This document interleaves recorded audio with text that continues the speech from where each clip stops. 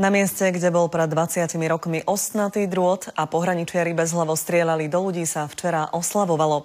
Koncert, ktorý odohrali symbolicky pod hradom Devín, bol spomienkou na obdobie strachu a neslobody.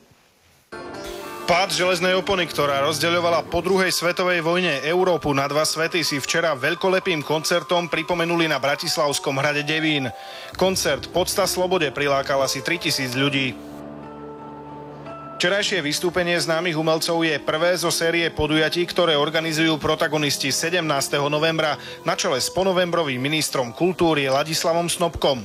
Sloboda je to, čo človeku dáva jediný zmysel života a jedinú perspektívu pre jeho existenciu. Najväčšou hviezdou večera bol líder anglickej rockovej kapely Yes, John Anderson.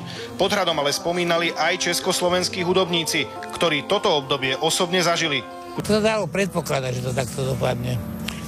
Ešte to bude dobre tak za 100 rokov. Když jim to řeknou i ve škole, že to tak skutečně vypadalo, přidají se k tomu dokumenty, tak já mám pocit, že ty děti přeci jenom trochu nám budou víc věřit a budou si toho vážit.